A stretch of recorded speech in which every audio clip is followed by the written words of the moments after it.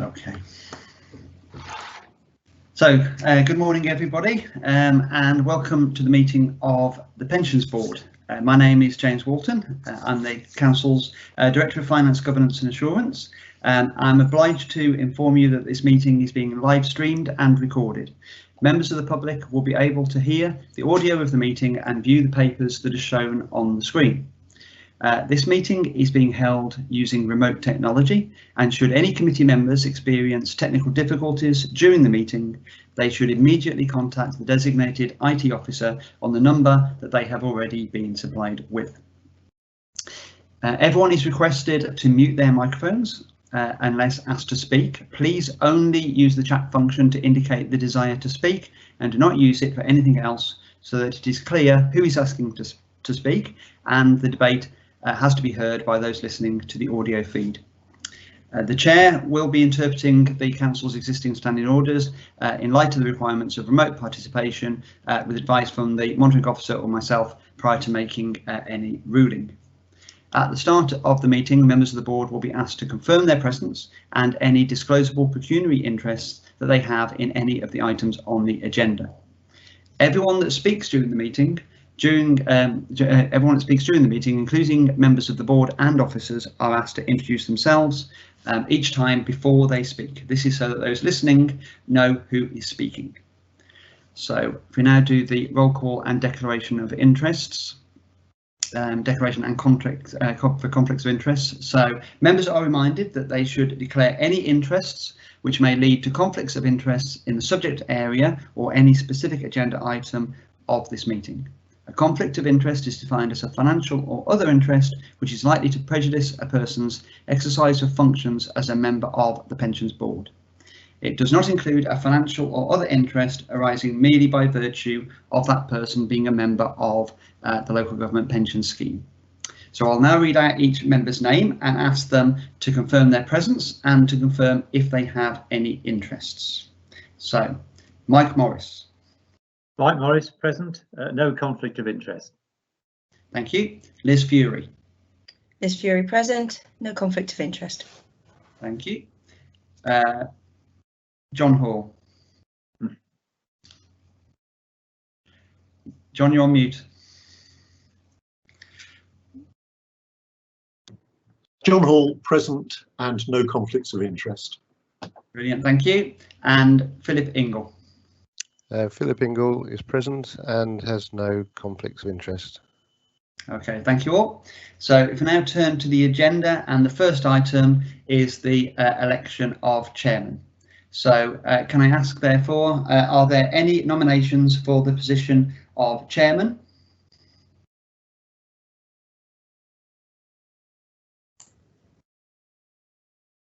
Mike Morris, board member. I nominate John Hall as chairman. Okay, so John Hall has been put forward as a nomination. Do we have a seconder for that nomination?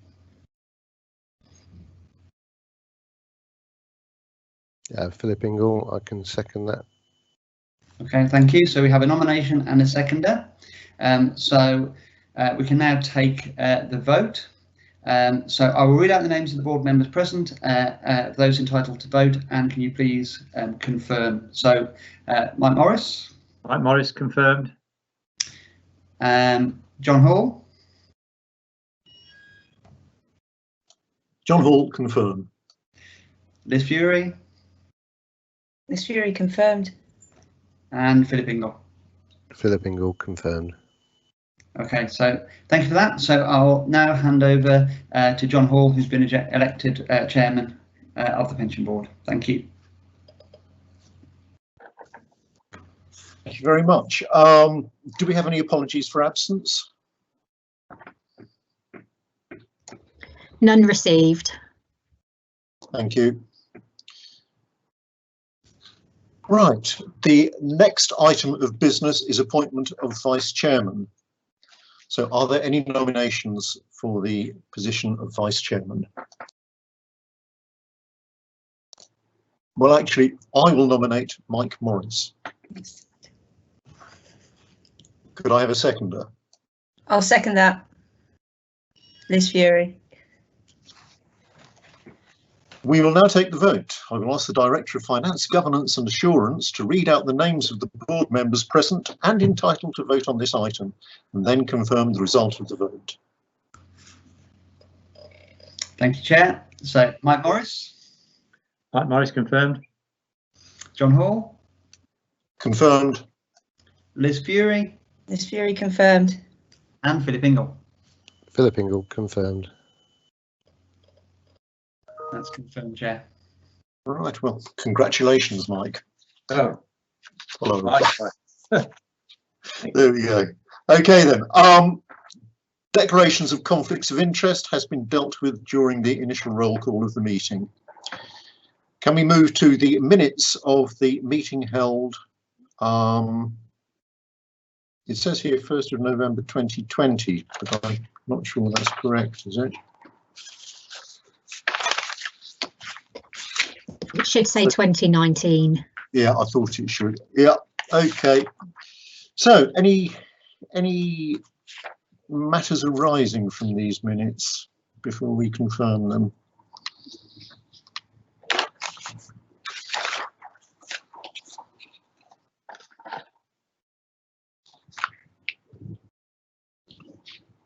Right.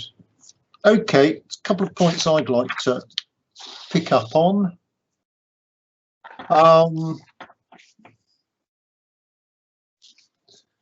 Where are we? 66.3. There's been an awful lot in the press about McLeod and Sargent case. Is there any update available on where we are with that?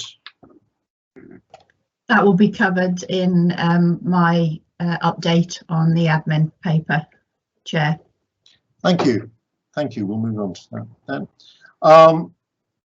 Okay, 66.5, which is really looking at future meetings and membership of the board. Firstly, I think we're looking at trying to get 4 meetings per year in future. Is that correct? Is that what I understand? That's what the regulator has recommended. Is that correct? Rebecca Clough, yes, Chair, that's correct. Excellent, thank you. Also, we have decided to appoint 2 new members to the board. Do we have a timescale for that happening? Rebecca Clough, Chair, that's covered in the agenda for this morning's meeting. Fine, thank you. Finally, I note that the next meeting is due to take place in January, which does seem a little bit soon after this meeting. Can I suggest that we set meetings for the coming year, something like March, May, September, November? And if we can get that sorted out before people's diaries fill up, that would be excellent.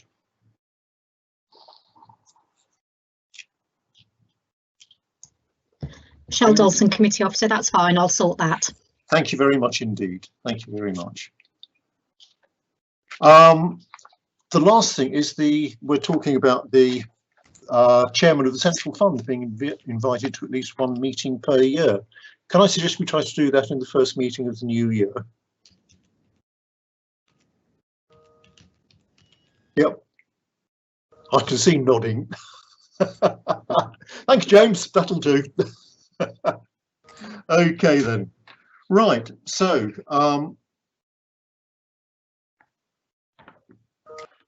I can now accept these minutes as a true record unless anybody else indicates differently. I think Liz has... Chair, could I ask a question, please? Oh yes, of course. Sorry. In terms of the timing of the 4 meetings a year, I wonder if we could ask the officers whether the timing suggested works sensibly with the pension committee meetings or whether it doesn't make any difference.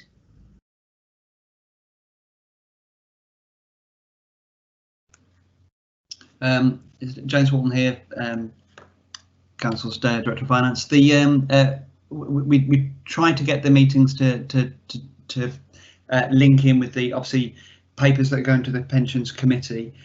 If they want to be considered at the pension board, it does make sense. There's a reasonable timescale between them, but in truth, there's no real, there's no tie that requires the pension board to be sat at a particular point in time. That's really down to board members. If you prefer it to be, it's probably not useful to have it just before a pension committee meeting, but if it's just after, or if it's a few weeks after, that's not a major issue. It's really down to your feelings. Right. Therefore, I suggest that we have our quarterly-ish meetings that fits just after the pension committees then. That sounds like a very sensible suggestion. Thank you. Can we try to do that? Yeah, we'll look into doing that then. Okay, fine. Right. Now, can I now accept the minutes as being a true record of that meeting? Can I? Agreed. Liz Fury agreed. Thank you, Agreed, Liz. Mike Morris. Thanks, Mike. Philip Ingle agreed. Yeah, thank you all very much. Okay, moving on to public question time. I understand that there have been no questions from the public. Michelle Dawson, committee officer, that's correct. Right. Okay. It's slightly unfortunate, but there we go. Okay then. We'll move on in that case to the administration and regulatory updates, please.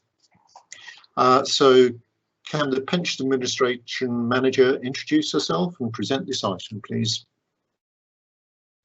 Thank you, Chair. Debbie Sharp, Pensions Administration Manager, and I'll do a whistle-stop tour through the admin paper, and happy to take questions either during the presentation of the report or at the end. Going through the report, you'll see that we do mention that because this meeting is very close to the Pensions Committee meeting, then there hasn't been an awful lot to report extra to what was in that papers, in those papers. But you'll notice at 5.2 that we've got the a small update on McLeod. McLeod being the age discrimination case that was taken to the courts, and all of the public sector schemes have got to change. So at the moment, there's been a consultation on McLeod and what is looking to be the underpin in the local government pension scheme. We have done a officer response, and that's as an Appendix A to these papers. McLeod is going to cause an awful lot of work for the pensions administration team.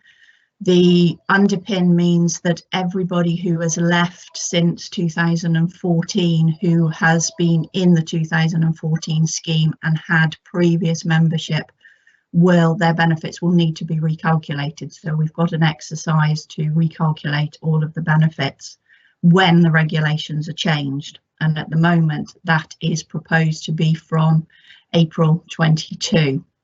So until we know exactly what's going to be changed in the regulations, then of course we can't do any of the preemptive work on changing the calculations, but the software providers also won't be able to change any of the systems built to accommodate this until the regulation changes are actually known. So just on a consultation basis, no work can be undertaken in readiness for this. The only thing we can do is look at how many people that we've got in each tranche. So apart from people who have left that will have to be recalculated, what we will also have to do then is change the calculation going forward, because the consultation is proposing an underpin for everybody who is in the 2014 scheme who had previous service in the 2008 scheme to have a calculation when they leave to ensure that their benefits are calculated on the best basis for them individually. So if they leave before retirement, we will do a calculation based on their normal retirement date to see whether benefits protected under the previous regulations would be better for them, or whether the care pension on top of their previous service is the better benefit. What we will also then have to do is when they take those benefits, because under the two different schemes, they have different payment dates and different early retirement factors. If they choose to finish early, one set of benefits may be better than the other that is different to what was calculated when they actually finish work. So we have to do another calculation at retirement as well. So someone will always be, they don't have to make the decision under the consultation. It's proposed that we do the calculations and then we pay them the better benefits. So under McLeod, I think there is systems have got to be changed, recalculations have got to be undertaken, and then benefit calculations going forward will change basically for an awful long time, because anybody who's was in the 2008 scheme going forward will have that underpin. So we'll have staff who are only in their middle to late 20s who, if they stay in the pension scheme, will be doing those calculations through to their retirement age, be it 67, 68. So this isn't going to go away. There will be a peak to begin with all the recalculations, and then hopefully, as long as the systems are set in and the calculation can be done mechanically, we'll just have the checks and the communications will create extra work for us going forward.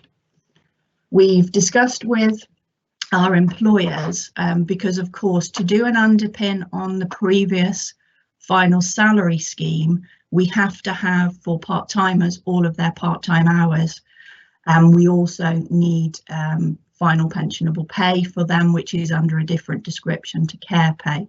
So at the last employers meeting, we did mention to the Shropshire employers that we have continued to collect this data, and also at the end of each year there is a compliance statement that employers have sent that also says that they have continued to send all of the breaks in service or hours changes for their staff.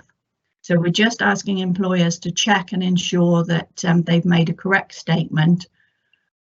We will hopefully next year be able to do some checks across our data to ensure that we don't find any pockets where this hasn't been so.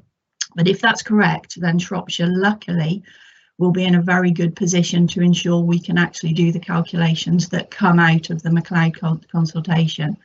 A lot of funds chose to not collect hours changes for part-time staff when they changed to the care scheme because it wasn't needed, other than the people who were over 45 back in 2012 and had the underpin. So we're hoping that we are in a good situation and that our employers are in a good situation. So hopefully that's going to work well for Shropshire, but there will be checks being done on that chair, so there is work still to be done, but at the moment we can't do any. So we've responded to the consultation, and at the moment we're waiting to see where that goes. So in the meantime, on point 6 there, oh yeah, Liz. Debbie, so it's Liz Fury. I was wondering, what's the timescale to understand where there's pockets or not of lack of information?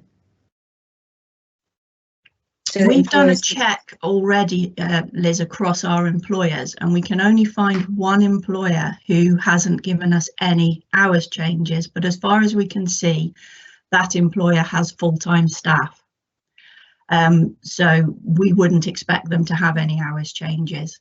So at the moment, we need to be able to do a deeper dive into our data, which we would hope to be able to do sort of sometime next year. We haven't got a time scale at the moment, only because there are other factors at the moment with changes coming into the regulations that will take precedence over McLeod. So if I go further on down, when we get to the exit payment cap regulations and the changes in the rules, that's going to take priority for the staff. At the moment, we'll have to work on those. So I would have expected end of first quarter to middle of next year that we would be able to hopefully do some deep dive into our into our data.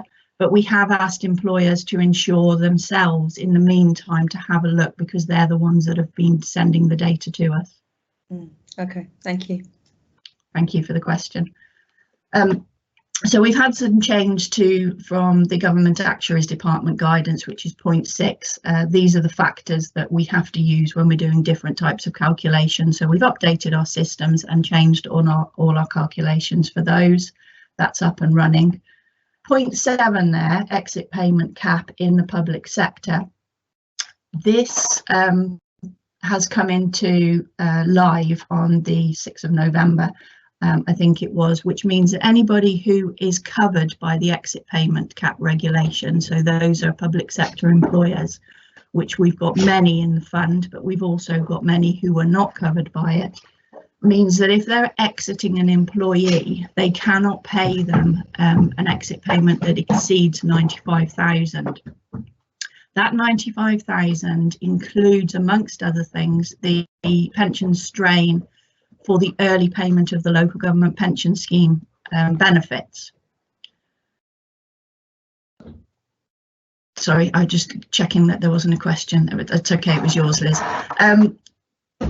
So LGPS benefits have an early payment strain. If that person is being exited before their normal pension age, the employer has to pay us an early payment capital sum to cover the cost of paying those benefits early.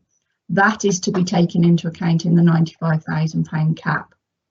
What that also means is that if anybody exceeds that 95,000 with their redundancy payment, any other termination payments, the employer cannot pay the fund that exit early payment strain, which means the fund is then in a place that under the regulations currently, we have to pay the member an unreduced pension, which has a cost. The employer can't pay that cost. So currently, we've taken the stance, which is following the Scheme Advisory Board's information that came out. They haven't given us guidance. They've made some suggestions following some legal advice they've had, that currently the best position for funds to cover ourselves is to only offer a member who does exceed the cap an unreduced pension immediately or a deferred pension. The Shropshire Fund hasn't come across a case yet, so we're not affected as far as we are aware. But should one arise, then currently that's the stance that we'll be taking. So this has been communicated to all employers and it's been put on our website. This ensures that currently the employer wouldn't be put into a situation. They've also been suggested not to pay a capital sum in to replace that strain up to the £95,000 cap.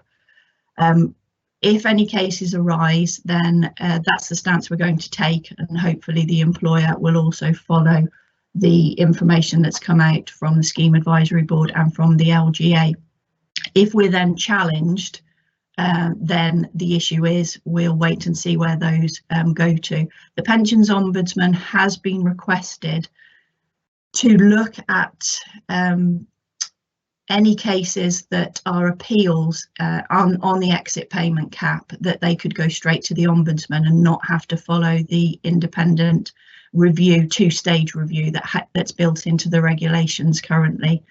But we haven't had any update from that as far as I know. There's the next update from the LGA is this Wednesday, so hopefully someone from the Pensions Administration team will be able to attend that, just to see if there is any update. So at the moment, exit payment cap is, there are two sets of regulations that are contrary to each other, and we're going to follow the suggestion to limit and not pay an unreduced pension to a member who goes over the 95k cap. You'll then see, following on the paper at point 8, because the two sets of regulations to each other, then the local government pension scheme rules do need to be changed to come into line with the exit payment regulations. What this would mean is that any employee through an employer who is covered by the cap isn't entitled automatically to an unreduced pension if their exit payment is capped. So we're waiting. There's been a consultation on changes to the local government pension scheme regulations at the moment. Our response is at Appendix C. Basically, this is what I was referring to before, that the administration team have got a more pressing need for change before McLeod changes, in the fact that the regulations are looking to be changed early next year. And what that will mean is that anybody who's made redundant, first off, the benefits they receive from the local government pension scheme as the consultation was written, their benefits will have to be reduced to take account of their redundancy payment they're having anyway. So that is for all employers within the regulations. And then if they're actually capped, their benefit has to be restricted further. There is proposal to give the option to the individual member now to either take the benefit reduced or actually defer it until a later date. So choice is also coming into the regulations around this part of the unreduced pensions that people have thought up until now on exit they would get. So there are changes being proposed, and at the moment it's not expected to get them through into legislation until earliest part of 2021. So watch this space again as far as the changes to the exit payment regulations are concerned. Point 9 on the administration, there's just some data there around that comes from the SF3 returns around the actual local government pension scheme as a whole. So those are interesting just to see around the data, the size of the scheme is nowadays and how many members and how many employers across the whole 89 funds. GMP indexation consultation, the Treasury is looking to change the method of GMP indexation, so also sort of watch this space around that. At the moment we are indexing all of the pension with us for anybody who's left since 2016, and it's looking likely that that will continue. That is an increase to the pension, to the Shropshire County Pension Fund in cost of pension, because prior to this, then of course GMPs were indexed with this, along with the state pension by the state, by the Treasury. So at the moment we've been doing that for the past 4 years anyway, but there's looking likelihood that that will continue. Definitely in the medium term, but most likely in the long term it will change and the fund will pick up that cost. Of course, for all other public sector schemes, that would be funded by the government just through a different pocket, whereas for local government, because we have our fund, then of course it isn't funded out by the Treasury, it's actually funded by us. The Pensions Regulator Scheme return, point 11 there, has been returned. Our deadline was the 15th of December. But we've already made that return and had that accepted by the Pensions Regulator, just to give you assurance. That's one of the annual compliance submissions we have to make, and that's been done. Consumer Price Index for pensioners is looking likely to be 0.5%. That was September's rate of inflation. We haven't had that confirmed, but that looks like our pensioners and our deferred benefits will be increased by the 0.5% next April. Communications with our members and employers, obviously anything that we're doing, we're keeping our members and employers updated. We've recently had an employers meeting. We're keeping the website updated for both sets of our sort of members. Just looking through what the newsletter for our retired members has recently gone out to update them around the change to hopefully a online P60 next year. They've had online pay slips across our pensioners for many years now, and we're changing to an online P60. The systems administration software has been changed to allow this. People can opt out. Oh, there's a question. Yeah, Phil. Philip Ingle. Sorry, just a quick question on the take up of the pension online system. I mean, the low figures, how does that look compared to others that are using online systems? Shropshire's is good against local government, and I think Becky might be one to put an update in this. Our figure of take-up figures are definitely better than the average. Yeah, Rebecca Clough. There isn't any published figures for all the funds on their take-up, but anecdotally, I know ours are high because of the collaboration work I do with other funds. We were one of the first funds really to really push My Pension Online. So, but we can't seem to at the moment get past the 45-ish%. But we've got some activities planned for next year, hopefully to boost that. And I do know there's a local government association subgroup on the communications group nationally to look at member engagement with online platforms and things. So, but I can't provide any information of what the national picture is, but I do know ours are high when talking to other funds. Philip Ingle, thank you.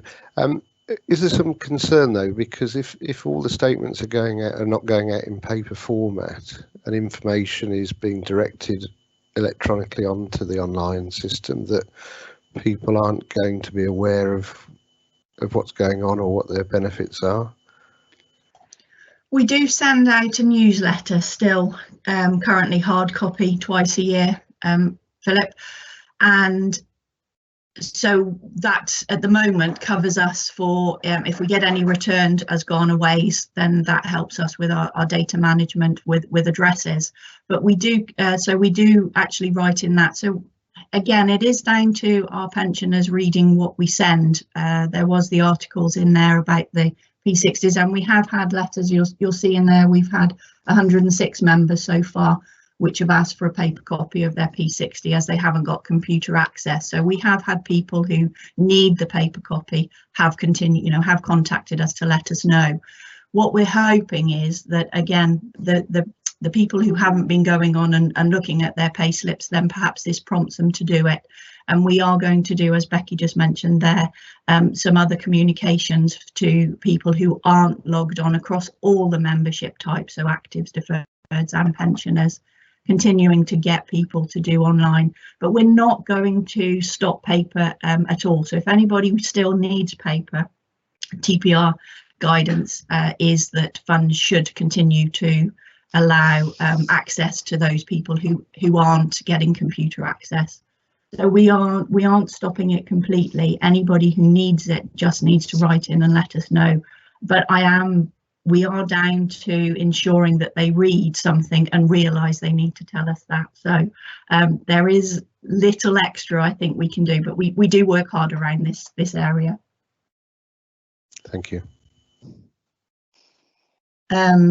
The annual meeting, of course, we can't have a live annual meeting, but because the Pensions Committee and the Pension Board meetings are accessible to the public at the moment, then the public can do public questions, and members as well can come on and access these. But everything that we're doing, we are putting onto our website, and anything that needs to be communicated because of disclosure will go out in hard copy next year, I think, to all of our members, which part of that we will be utilising that as a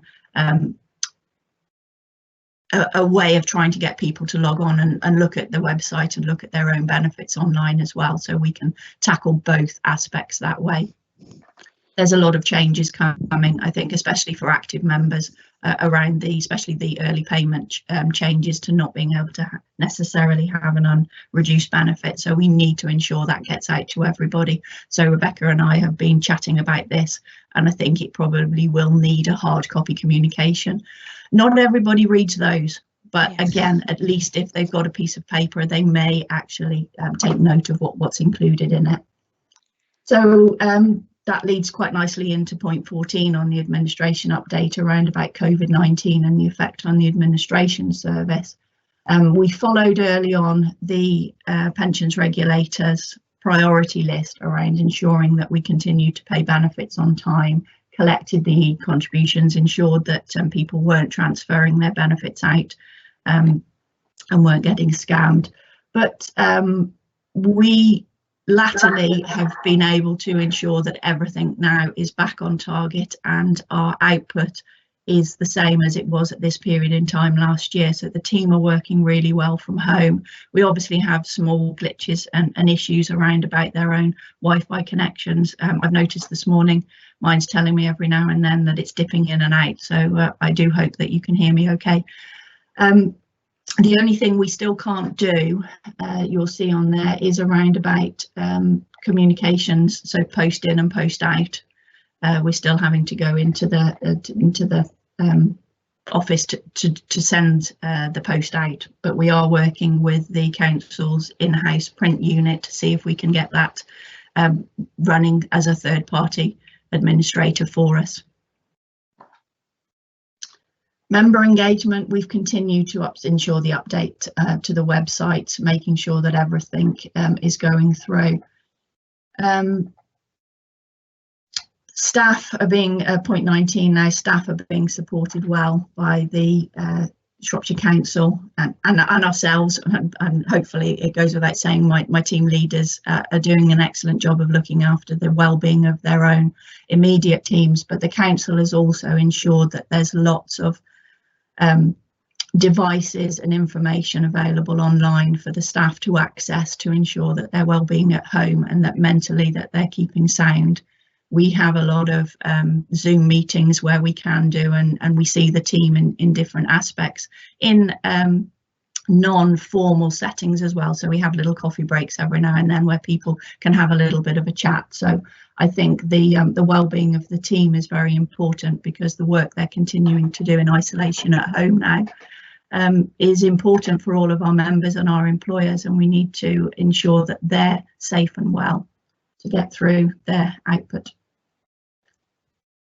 Future developments, you may be aware that the County Council is not looking to be able to open the Shire Hall permanently, so working from home is going to stay for the Pensions Administration team. So luckily, with all of the systems and processes in place, we are robust on that, and I don't think that's going to have a big impact. It's going to have more of an impact on staff well-being. So staff who do need to book a space very shortly are going to be able to go in and work safely at the Shire Hall should they wish to.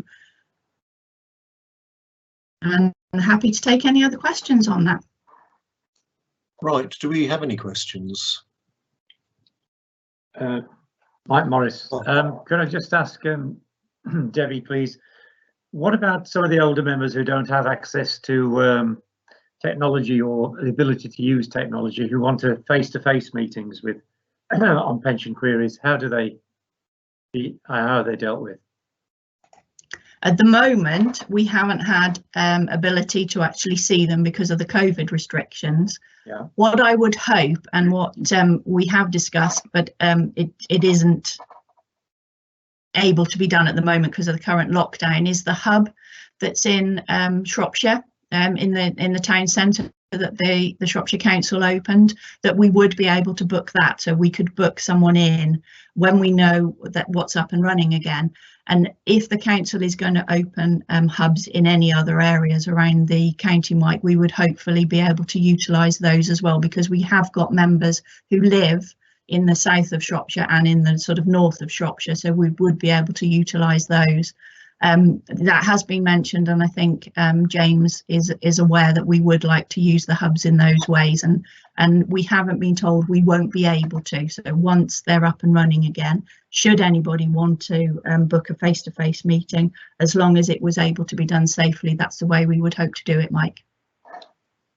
Okay, thank you. Right. Yes, I'd like to raise a point. I mean, you're administering a very complex system with a reasonable sized staff team, and I'm just wondering, have you taken on any new staff recently, and how are you going about inducting them? We have taken on new staff because we've had some people leave and some people go on maternity absence during the COVID lockdown. We are looking to increase the team as well because of the changes I've been talking about. Then the actual resource level that we've got isn't adequate to keep on top of the increasing business as usual workload, as well as the changes in legislation that are coming our way. But we've currently had a new member staff within the last 2 weeks, Chair, and we've appointed somebody who has got working from home experience. So obviously our criteria is changing slightly in the fact that we do need somebody who is au fait with, you know, computers, but also working from home is an additional benefit now. And we've just recruited someone onto Rebecca's communication and governance team. And because we have access to the Shire Hall at the moment for our printing purposes, we have got that small room available that we can have 2 people socially distanced in, and the induction was able to be done in this case via that route. So we've met them, they've had all of the normal induction of processes, policies, procedures and everything face to face. Going forward, this is to be defined, I think, as Shropshire Council as the change. Officially, we are still office based and we're just working at home because of COVID. So we will have to change processes going forward. But at the moment, we can accommodate a short induction in a workspace, socially distanced. Thank you. I can't see any other questions. Thank you, Chair. Thank you. So if there are no more speakers, recommendation is to note the contents of the report. Can I have a proposer, please? Proposed, Mike Morris. And seconder? Philip Ingle, seconded. Thank you, Philip. Right, so I accept the recommendation to note the report, unless anyone else indicates differently. Now, date and time of the next meeting. I think we've said we want to look at that and get a programme of meetings set up for the next year, which will be, as far as possible, coordinated with meetings of the Pensions Committee. So we'll have to come back with that. Okay, I move that under paragraph 10.2 of the Council's Access to Information Procedure Rules, that the procedures of this committee in relation to the following agenda items shall not be conducted in public on the grounds that they involve the likely disclosure of exempt information as defined by the categories specified against them. We will now take the vote. The Director of Finance, Governance and Assurance will read out the names of the committee members present and entitled to vote on this item, and then confirm the result of the vote. Okay, thank you, Chair. So Mike Morris. Mike Morris, agreed. John Hall. Agreed. Liz Fury. Agreed. And Philip Ingle. Agreed. Thank you. Right. I've got no idea whether anybody has been watching and whether they've left or not. Can I suggest that we take